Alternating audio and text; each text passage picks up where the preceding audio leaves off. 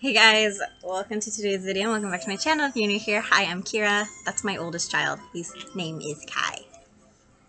He likes being on camera. But anyways, today we're going to be doing a makeup and mystery, and I have really researched this case. Like, I have a lot written down on my iPod. I'm going to show you guys if I can. Sorry, I have like an infection, I think, right in my eye because it's like puffed up right here. But yeah, I have like notes out the yin yang for this case, so please refer to the notes. But anyways, today we are going to be talking about the Conrad, Roy, and Michelle Carter case. Because it's quite unique, because it boiled down to the fact of could Michelle Carter, be held legally responsible for her words. Everybody is very social media addicted nowadays. A lot of us live our lives online, and that is just a fact. And the law really hasn't caught up with stuff like that yet. Well, with this case, it's kind of like a stepping stone for the law to catch up with things like this, because you'll get it. We'll get into it. So Conrad Roy,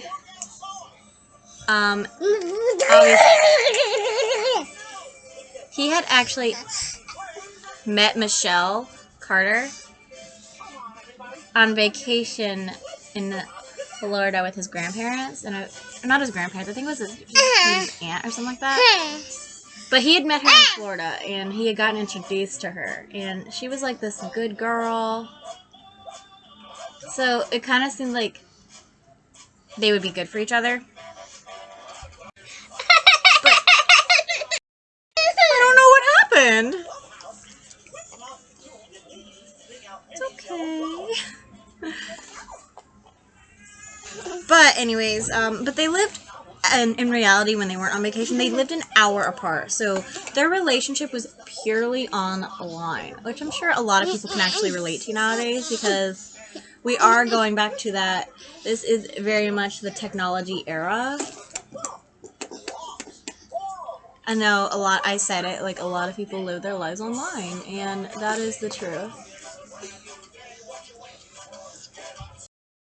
I think the important thing to note is that Conrad did have some mental health issues. He had said multiple times in the past that he wanted to kill himself, and weeks leading up to him committing suicide, he did actually create a video diaries.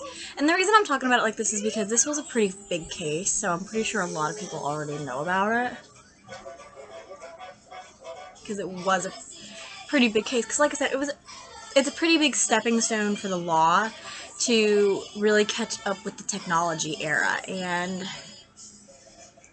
I'm really glad that it did. I wish it did in a different way, like so that somebody didn't have to die. But either way, I'm glad that it is stepping up. Anyway, so he had these video diaries explaining like what was going on in his head, and like I said, he had tried to commit suicide like 4 times leading up to his death, and that is documented, and I think that that is something important to note when talking about this case, just because of like you really need to know all the facts before you judge Michelle. Even though I'm not ever going to condone like what she said. By the way, I'm going to go ahead and reference ABC's 2020. What are you doing? ABC's 2020 did a really good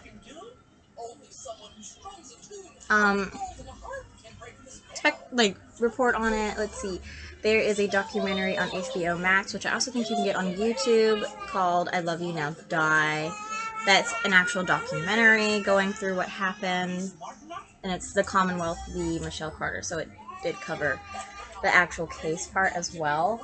And then there's a series on Hulu starring Elle Fanning called The Girl from Plainville, which is also about this case. But of course, with the Hulu show, I really suggest taking that with a grain of salt, because they do amp stuff up for drama. It is TV.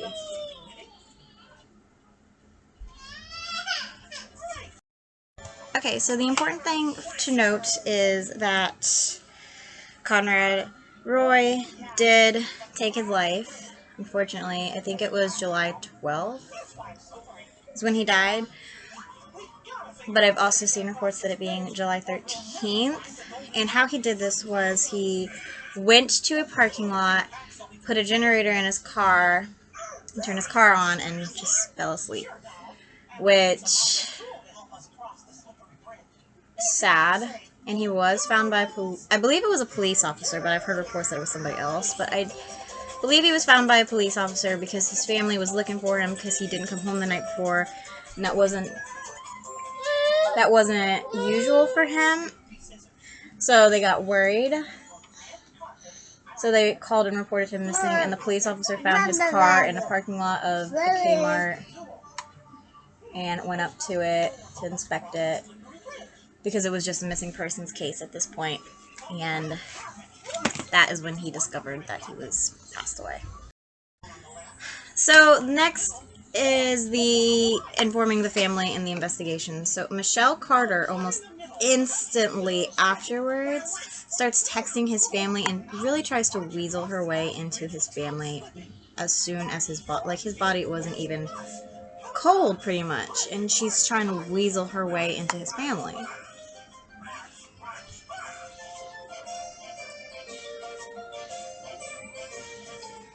So this is, they think it's a suicide, so it's basically what they think is an open and shut case. However, a detective, they were going through Conrad's stuff, and he was very prepared to kill himself.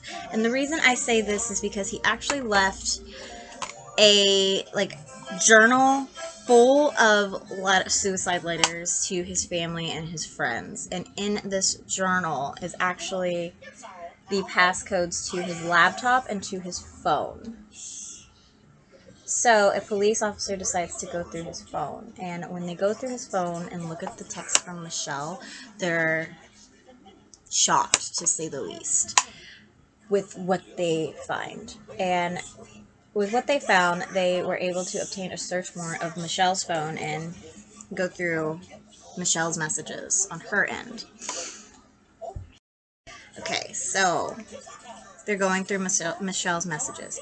Michelle, who was known as this good girl who always wanted to help people, was pretty much encouraging Conrad to kill himself. I want to say Connor, but his name is Conrad. She was really encouraging Conrad to kill himself. And at first, they had been talking for years. And after he died, she kind of popped up in his family's lives. And it was very shocking to his family because his family actually didn't know that they were dating. Because, like I said, it was purely online, and they had only seen each other in person, I think, 5 times, and they lived an hour away from each other. So it was really shocking to his family that they were dating. So the police are now going through Michelle's phone, and Michelle is freaking out. But before we talk about that, let's just talk about this strange behavior that Michelle exhibited after Conrad's death before she was suspicious. The police were suspicious, even though the police got suspicious of Michelle very early after reading the text messages. So, she had arranged for Homers for Conrad, which I believe the Facebook page is still up to this day, so you can check it out if you're curious about it. But she texted her friend when she posted it, and she said, "I made the Homers for Conrad page. Check it out. I'm famous now." And that's a direct quote from what she said to her friend. I'm famous now? I mean, I really am trying to exhibit her mindset. The Homers for Conrad was actually held in Michelle's hometown of Plainville, which was an hour away from Conrad's family and friends, which is kind of strange because when you're holding something in Conrad's name, which it was made to raise awareness for mental health, because it's kind of obvious that Conrad was suffering from a mental disease that he just wasn't diagnosed with correctly and wasn't on the correct medications. So she hosted it in her hometown. She would not move it. They actually had, if they were going to be there, which I don't even know if his family even went because of the fact that it was in her hometown. But I know that from people that did go, said that it really seemed like it was more or less about her and not really about, you know, this dead boyfriend. Something else I find intriguing is apparently when Conrad did not have a like funeral, like it was basically like a wake, which if you don't know what a wake is, it's basically like where it's kind of like a funeral, but it's where you get together and celebrate the life of the deceased person because they were cremated. Conrad was cremated, and Michelle actually asked for some of his ashes. They were going to spread his ashes, his family was going to spread his ashes over an ocean, and Michelle asked that whatever was left over, could she have some of it? Which is weird. And just like really, really manipulative when you think about it. But anyways, another thing that she did was she actually asked his mom if she could go in his room and take some of his stuff so she could always remember him. That's just some of the examples of some of the like very odd behavior. But that's just like some exhibits of like the very odd behavior that Michelle did after he died. Again, very much making it out to be about her, as people were saying that she did at the Homers for Conrad. I mean, even one of his friends was trying to get her to move it to Conrad's hometown, so his friends and family could be there. And when she wouldn't, she basically was very concerned about them trying to take credit for it. Like, she wanted it known that she did this. And that just, like, rubs me the wrong way. That, like, all she really cared about was it being in her hometown, with her friends, and her being known for doing it. So anyways, the police are going through her stuff and her text messages, and she's freaking out. So she texts her friend, Sam, and kind of says everything to Sam. Like, she confesses pretty much. And by confessing, I mean that she had said to Sam that she could have stopped him because he got out of the car because it was working. He was scared, and he called her, and he told her that he was scared that it was working. And she told him to get the F back in the car. So she could have stopped him. And I think that is her saying that, like her instructing him to get back in the car, is really what the case was based around, because he obviously got out because it was working and didn't want to die. But I mean, there was other very, very horrible stuff. Like, she was very much encouraging him to kill himself. But for the previous, like, year and a half, she had actually been very well against it. So it was kind of like a switch flip, basically. And what her defense team tried to say was that it was because she was placed on a new medication, and it kind of, like, took her mentally out of it. So Michelle Carter is arrested on involuntary manslaughter. And this was honestly, like I said, a very public trial. Like, pretty public. Because it was very intriguing because she was an hour drive away when he killed himself. So the question became, does her words justify his actions? Because we all, at a specific point in our lives, have a duty when somebody says that they want to kill themselves. Because, again, Conrad did have that history of wanting to kill himself. And he did make those video diaries right before he died, signifying it. And he left suicide notes and everything. So the trial really became about, can she be legally held responsible for what he did?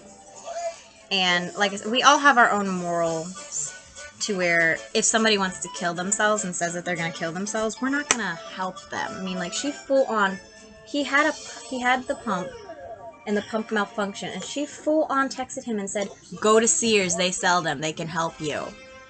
And they played in the 2020 special about this case a clip from Nancy Grace where she literally was like, hold on, I can not only tell you how to kill yourself, but I can look it up for you and tell you exactly how to kill yourself. And it's like, that's exactly what she pretty much did. Like, I really suggest checking out the 2020 documentary because it's going through the whole case. It went through the whole case before she got sentenced, which we will talk about. So, she forgoes her right to a jury trial, which was smart. I really think that was really, really smart. That was, honestly, I think a very smart decision made by her defense team, by her lawyers. Because the jury trial actually is in favor, typically, of the defense, because burden of proof actually will fall to the prosecution, if you didn't know. I'm going to just try and explain it the best that I can. So, jury trials don't always actually look at the law. A lot of times, we've seen it with the Casey Anthony case. What happens with a jury trial is they evict off of emotion, and do they think that you did? Not really do they think that you did it or not. They just go off of emotion. And I think that really happened with the Casey Anthony trial because they deflected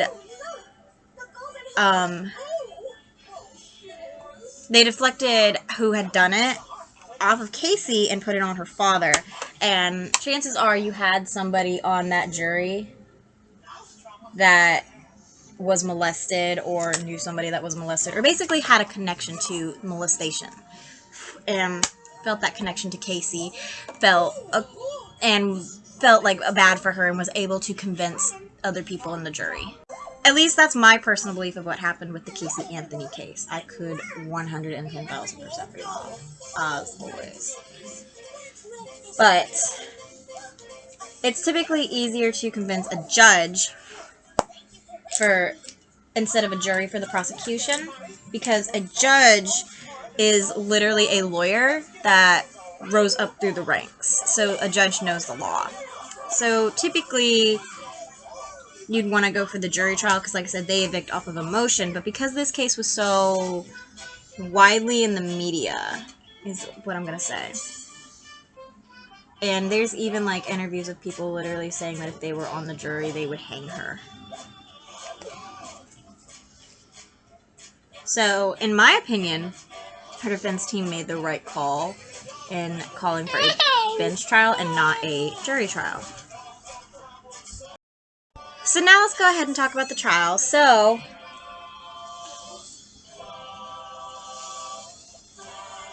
both sides present their case. And the prosecution actually calls a lot of people that Michelle Carter went to high school with and stuff like that. And they all said the same thing, that Michelle had a lot of school friends, but she didn't have a lot of friends outside of school, and that was the bother for her, is that nobody wanted to hang out with her outside of school. And her friends actually commented on the stand and said that they didn't want to hang out with her outside of school because she was really, really needy. She always had this, like, neediness to their relationship to basically make sure they were always good, and she was just really needy. Too needy for her friends, and that's really why they didn't want to hang out with her, which you can't really blame them.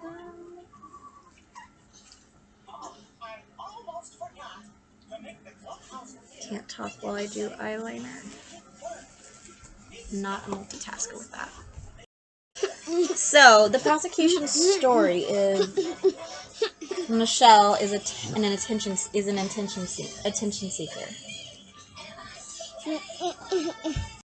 Michelle is an attention seeker, and basically she wanted the attention of everybody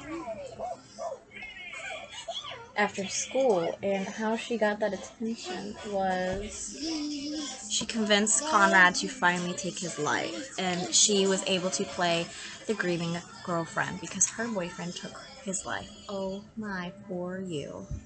So that was the prosecution story, is that she was so needy and she didn't have anybody's attention, so the way to get everybody's attention was she convinced her boyfriend, who she knew was suicidal and had a serious mental health issue, to go ahead and finally kill himself. And they honestly had digital evidence of this, because they had the digital evidence of Michelle being very needy, and they also had the digital evidence of Michelle knowing about Conrad's mental health issues and actually wanting to help him. So the flip and the switch again.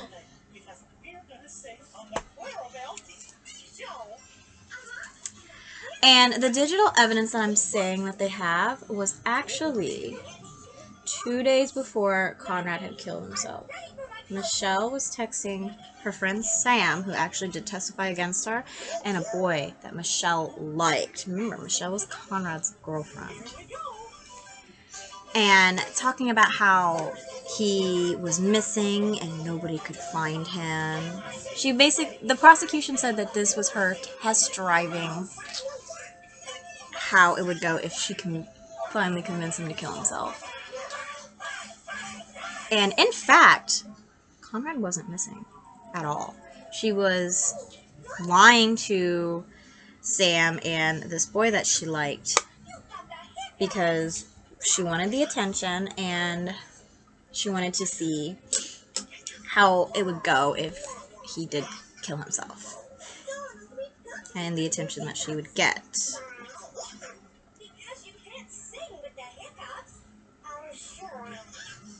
So, that is the digital evidence that the prosecution was able to present at the trial.